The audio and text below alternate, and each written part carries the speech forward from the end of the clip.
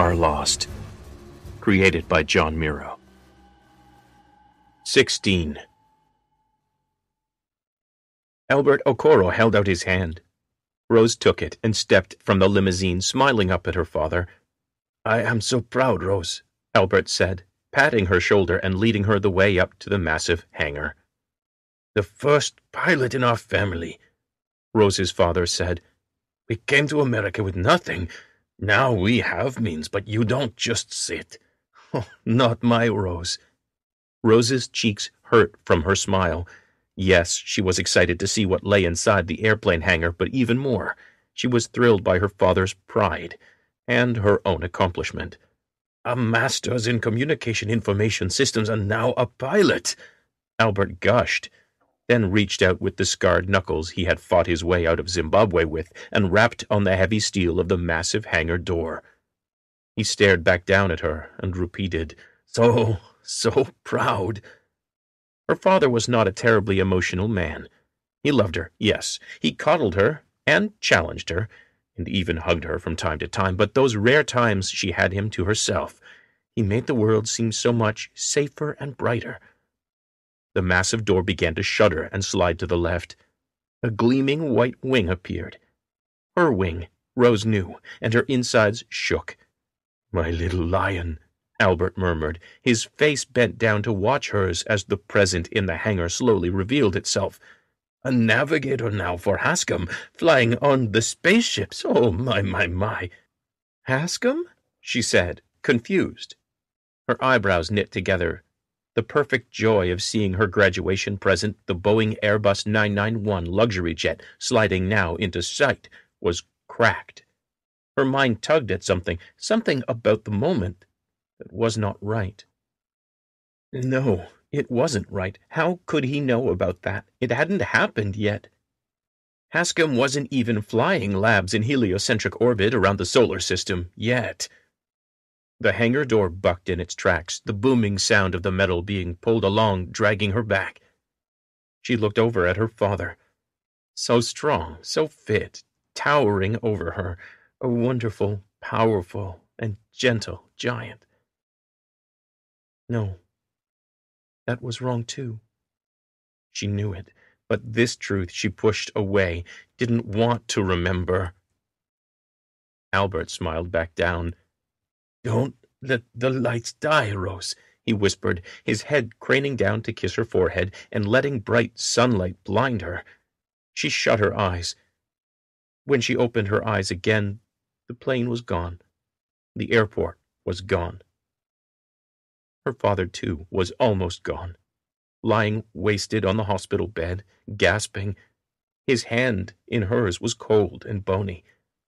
"The lights, little lion," Albert Okoro moaned, fighting to form every wet, garbled word with his ruined throat. It cost him, and he began to gag, his whole body jerking with spasms. "Baba!" she gasped. Her tears coated her face. She wrapped her hands around his. Her father's painful cries stabbed at her heart. "If the light dies," he choked out, "you all die."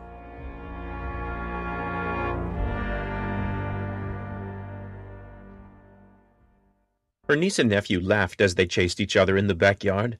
Dina ripped the head off another beer bottle and took a long pull, turning away from the sound. Her sister Maria's face switched between sadness and false good humor as she lifted her own beer and clinked. "I'm sorry, little sister," Maria said. Dina laughed, fighting the tears back. "What's it matter? When you and Dave finally kill each other, I'll get those two out back." The last tests had come back, and now Dina knew. She would never have children. "I signed the papers today," Maria gasped. "With Hascom?" Dina nodded. "I want to fly. No babies coming my way. Why not give them a few years? Penny and Rico will miss you. So will I." Dina smiled at her sister, fighting back her tears. "I'll miss them too, but I need a little time, you know. Besides, it's not like a job in space can screw up the kids I can't have." "Oh, don't be so sure," Maria said. Dina stared at her sister. Her eyes stung. She wanted to reach out and slap her. Hadn't she been listening? There was zero chance of her conceiving, no matter how much money she threw at the problem. So many things you never dreamt of are possible where you're going. Just don't let anyone turn out the lights, sis. Dina stared and then winced. Was the kitchen getting brighter? Behind her, the kettle started to wail on the stove. Dina jumped around and stared at it. When she looked back, the kitchen was empty. She heard Penny squeal and Rico laugh in response. She looked to the window. Impossibly, day had turned into night beyond the glass. Her own face stared back at her, obscuring the shadow of something she couldn't quite make out. Something giant, organic, yet alien and terrifying.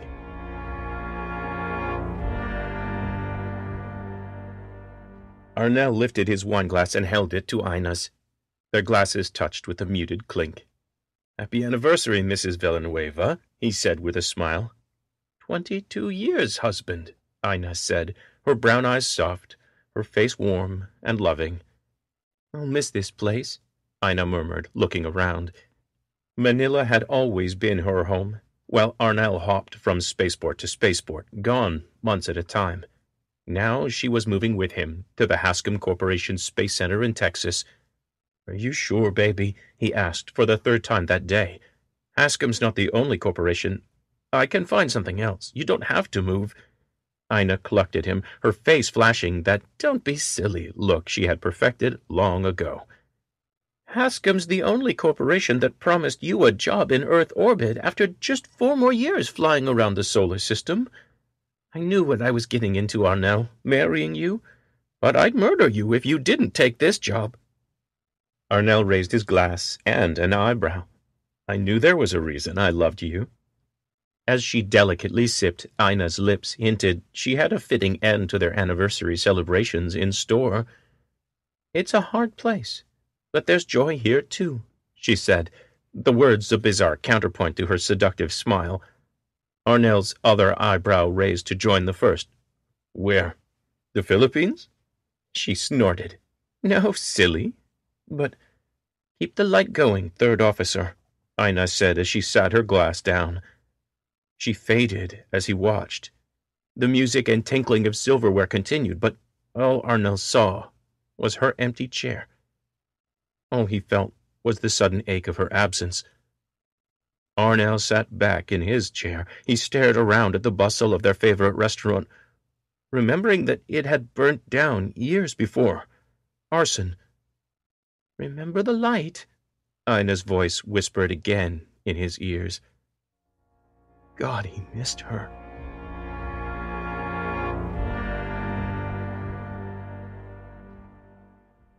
Taggart's older brother slapped him on the shoulder. "Sit your ass down, Minnie." Taggart slapped his big brother back on the side of the head, then obliged him, falling onto the old leather couch beside him. "This is bull, Ron," Taggart teased, pointing at the screen. "Army-Navy game ain't real football."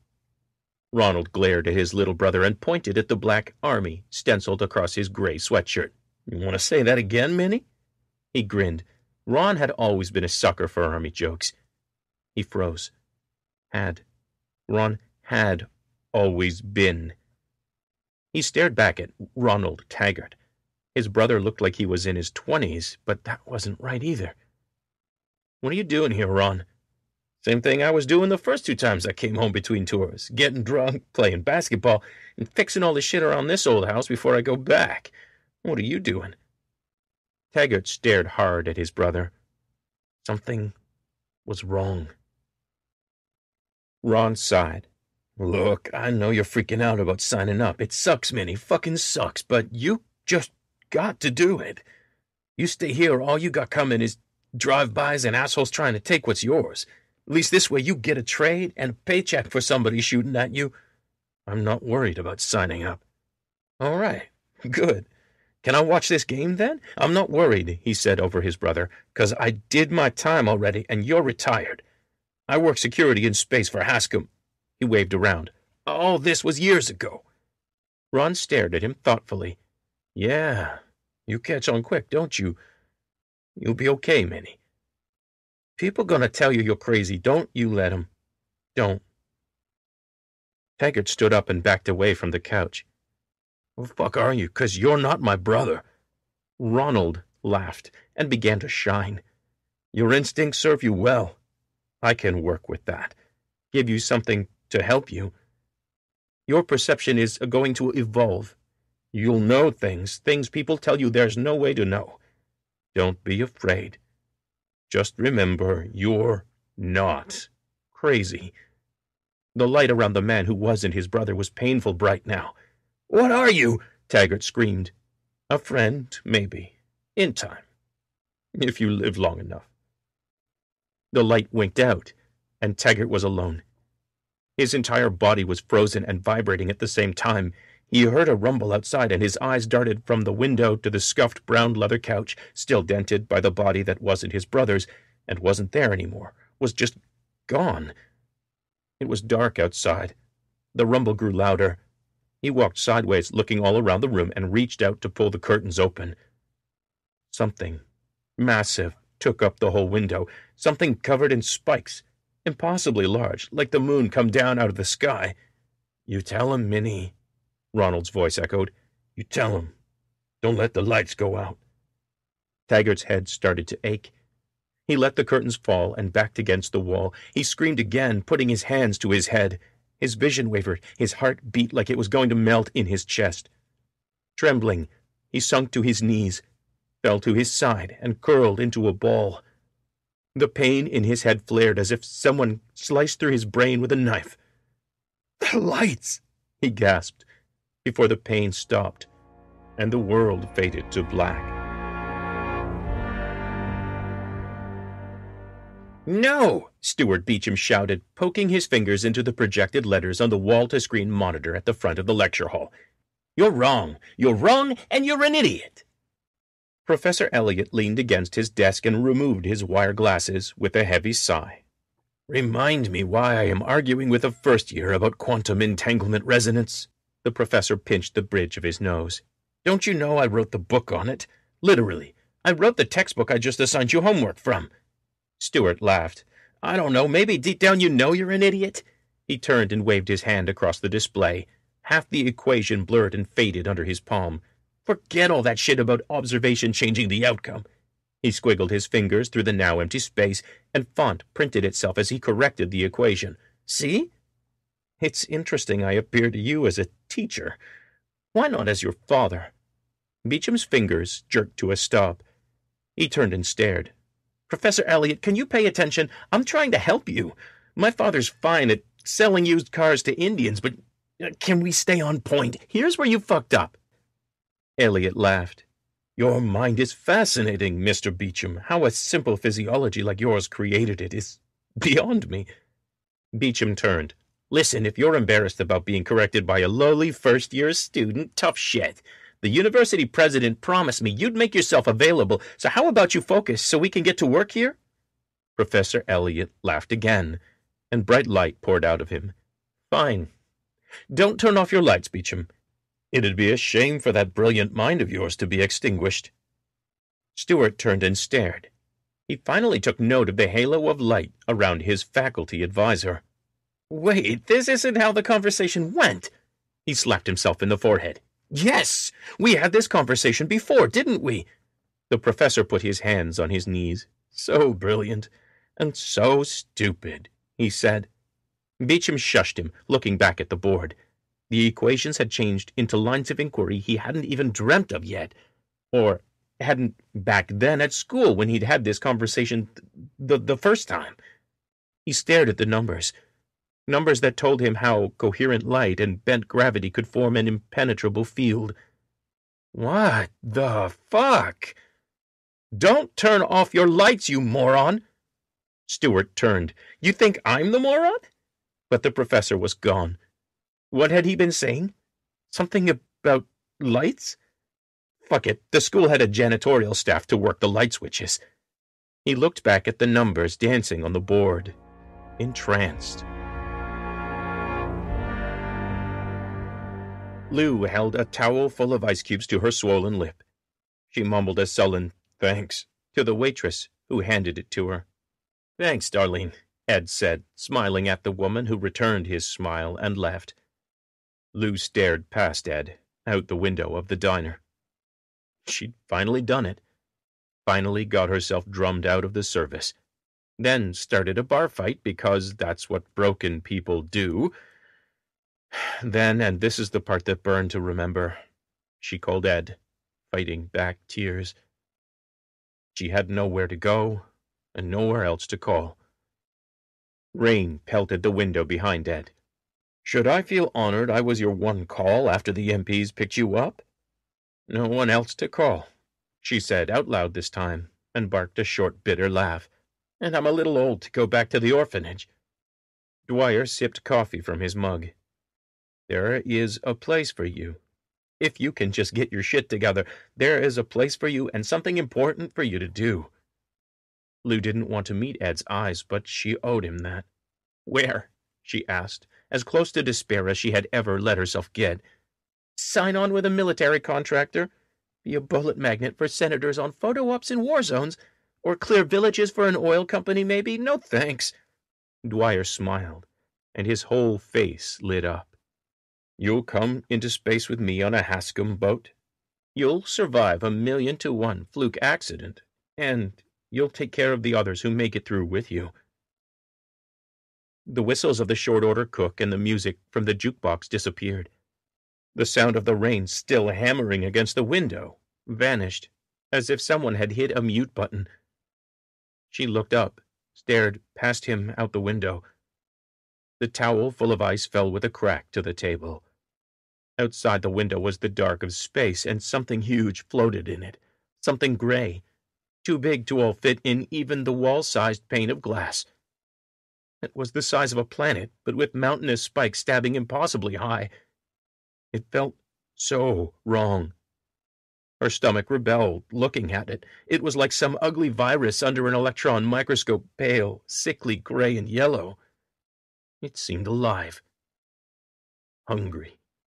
As she watched, the spikes shifted the orbit of the massive, sickly thing, altering as if by will toward her.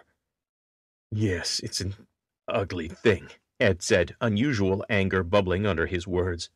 She looked at him. Brightness haloed him, obscuring his features. Don't let the lights go out, Lou, or it will have you. An insistent voice in the back of her mind whispered, That's not Ed. That's not your friend. He died. You watched him die. Ed nodded. You're right. Ed is gone. He left you in charge. Ed, not Ed, smiled. And you have a mountain of a job ahead of you. She watched as his body glowed impossibly bright. She shielded her eyes. Keep the light going, Lou, or everyone dies. Then the brilliance was gone. The seat where Ed Dwyer had been, empty. She stared numbly out at the hungry thing beyond the window, and then the memory she was reliving faded away, taking her consciousness with it.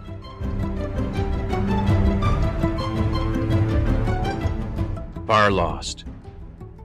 Music by Kevin MacLeod of Incompetech.com.